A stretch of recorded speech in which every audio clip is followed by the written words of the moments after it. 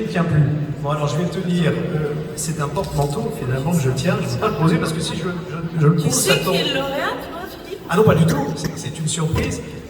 Mais tu peux prendre un peu de temps. Là, on est encore 2-3 heures ensemble, n'est-ce pas, Isabelle, Marc, Patrick, voilà. Alors. Tu sais? Alors, on ne sait pas. On va découvrir l'enveloppe.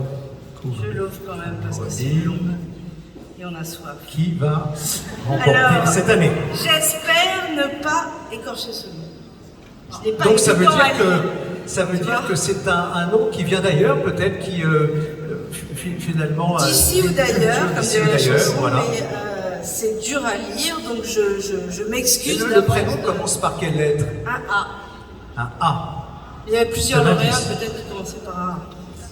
Donc, Antoine Antoine. Wdowzinski.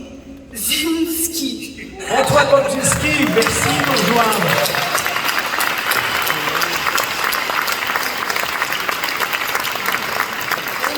Le prix s'appelle, enfin le reportage s'appelle Une course pour la vie.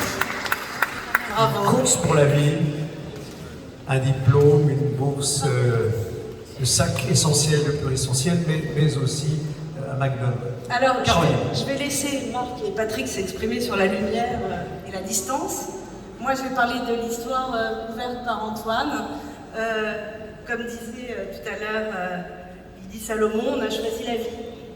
Et il y a quelque chose qui nous a frappé dans ce reportage, c'est d'abord qu'il est très complet, c'est-à-dire qu'il raconte une histoire de A à Z, il raconte quelque chose de fort puisque c'est le don ultime. Et voilà, on ne voit pas le donneur, parce que c'est interdit en France, on ne voit pas celui qui recevra les poumons, mais on comprend cette course folle dans laquelle sont engagés deux jeunes infirmiers pour porter cette greffe qui va ramener quelqu'un à la vie.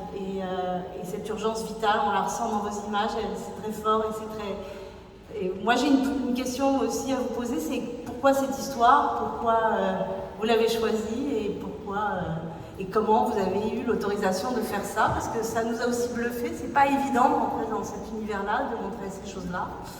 Et ça m'intéressait de savoir. Bonsoir à tous, merci beaucoup déjà pour ce prix. Pour répondre à votre question, tout simplement j'étais en plein brainstorming pour le sujet de fin d'année, Speos, comment dire. On était à l'époque, on était sous Covid encore. On était deuxième confinement et il fallait trouver un sujet, en fait, je voulais trouver un sujet qui sortait un peu, pas du Covid, mais essayer que le masque ne gêne pas en fait. Et j'ai su que ça allait être dans le médical. Et en fait, simplement j'étais avec mon papa et il y a simplement une voiture qui passe à fond devant nous. Et comme plein d'autres sujets, j'ai mis dans ma note d'iPhone ce sujet. Ça a été un long combat pour pouvoir le faire. Ça a été des mois et des mois et des mois de négociations jusqu'à la rencontre du docteur Francesco Cassino, qui d'ailleurs est ici. Et... Docteur, venez nous rejoindre parce que vous êtes aussi à l'honneur et finalement, sans vos mains, on parlait des doigts de la pianiste qui dit c'est le mot, mais sans les mains du docteur chirurgien que vous êtes, finalement tout cela, cette course pour la vie, ne pourrait pas se faire. Merci de nous raconter tout ça, Antoine. Donc après, voilà, j'ai eu la chance de suivre, les consignes étaient de l'agence de biomédecine, de suivre deux transports. Le premier qui a été avec une autre chirurgienne, Chloé, et le deuxième qui a été avec Francesco, accompagné toujours lors des deux voyages de Charlotte, qui est interne, qui n'a pas pu être présente aujourd'hui. Et voilà, c'était 2 jours, mais pour eux c'est une journée banale, mais on ne se rend pas compte le stress dans lequel on est plongé. Et c'est aussi ça en fait que j'ai essayé de retranscrire. C'est aussi ça dans mes légendes, ce que j'ai essayé de faire, heure par heure, essayer de vous emmener. J'espère avoir réussi. Et voilà, et essayer que vous ayez un peu ce petit stress avec moi. Et comme je l'ai vécu pendant ces 2 journées, mais juste folle. La montre tourne, hein, on le sent dans vos photos, n'est-ce pas? C'était le but. Marc, Caroline, Patrick, Isabelle là aussi. Marc. Ce que je disais tout à l'heure, c'est que quand j'ai vu votre sujet, voilà, j'ai compris qu'il se passait quelque chose. Et comme dit Caroline, il est complet, il y a tout ce qu'il faut. C'est prêt à passer leur match. Vous avez emmené le lecteur avec vous à travers cette course folle, cette course contre la montre, et on le vit avec vous à travers vos photos. Et ça, je pense que c'est la plus belle des choses. Il n'y a pas besoin de 50 lignes de légende par photo. On comprend ce qui se passe, on voit qu'il y a une intensité, qu'il se passe quelque chose de vital, d'urgent, et vous avez emmené avec vous, et c'est parfaitement réussi. Bravo. Merci beaucoup. Patrick, tu vois les images sur l'écran, tu as entendu Antoine. La qualité de ce reportage, c'est aussi l'éditing, et c'est souvent un problème. Il y a sans doute des bons photographes aussi qui n'ont pas été remarqués parce qu'ils ne savent pas éditer leurs photos. Et c'est ce que Match fait très bien d'ailleurs. Quelquefois, et là vous avez bien raconté l'histoire. Et à la différence des journalistes écrits, vous êtes obligé d'être là. Il y a un journaliste une fois qui avait, son directeur lui avait demandé de faire un reportage sur le Transsibérien. Et il a appris qu'il était à Saint-Tropez. Et au bout de 15 jours, il était encore à Saint-Tropez. Et à un moment donné, finalement, le sujet est arrivé. Il lui a dit mais tu l'as pris ce train? Il a dit écoute, l'essentiel c'est que le lecteur l'ait pris. Mais vous, non, ce qui est formidable dans ce sujet, c'est que c'est le travail des. Moi je les appelle des sans-qui. Il y a énormément de gens comme vous qui travaillent pour notre bonheur et notre vie normale, la nuit, quand on dort. Ça va des éboueurs, en passant par les gens qui s'occupent des égouts. C'est les sans-qui. Moi j'avais proposé ce sujet, mais évidemment j'ai jamais réussi à le vendre dans la télévision parce que c'était un sujet où il ne se passait pas grand-chose. C'est juste des gens qui travaillent pendant qu'on dort et qui fait que quand on allume l'électricité, on en a, quand on ouvre le robinet, il y a de l'eau, etc., etc. Et il y a aussi ces gens qui foncent dans la nuit sur le périph'. C'est les sans-qui.